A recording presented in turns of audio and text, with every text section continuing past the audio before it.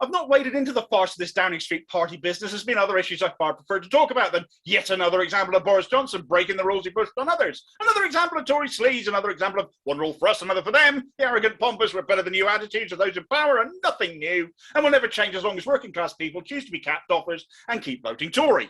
If this party happened, and it seems to have been confirmed by now that it had, given ministers like Kit Malthouse have spoken of assurances given that no rules were broken, that there's lockdown, lock-in at number 10, well, in that case, he and anyone else denying any wrongdoing are hypocrites. The rules at the time are very clear. No Christmas lunches and parties where it is primarily a social activity. Given games were reportedly played and revelries went on past midnight, they weren't lurking late, were they? Still, this has to be proven, so of course, complaints have been made to the police, who should, of course, without pause, investigate any breach of lockdown rules, as they would have done anywhere else, because nobody is above the law, are they? Sadly, the law in this case is run by Cressida Dick, who is once again avoiding investigation. I say avoiding. The allegation has been made, the investigation, however, hasn't started, and she's apparently still considering it.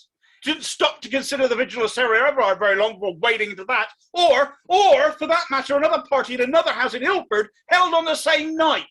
Go on, Cressy, wriggle out of that one.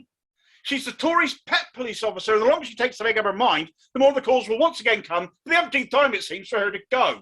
Still, even this isn't even the most farcical part of the story, since Dominic Raab popped up saying it was unusual for the police to investigate a crime that happened in the past.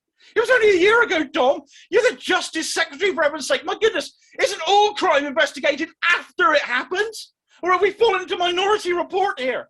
Tom Cruise could play Cressida Dick. They're a similar size, I suppose, but good grief, man, this is a level of stupidity not seen since the sea last closed on you. Anyway, Dick has been on LBC saying she's had no reports, but we now know she has. We also know she knows who was there, since Downing Street is secured by the Met, and a list of everyone entering and leaving at all times is kept. The fact is, Dick knows who was there, how many were there, and now there's no denial of a party anymore. It's just a case of going to a filing cabinet to check the names, then bring charges. What's left to consider, Cressy? You weren't there too, were you?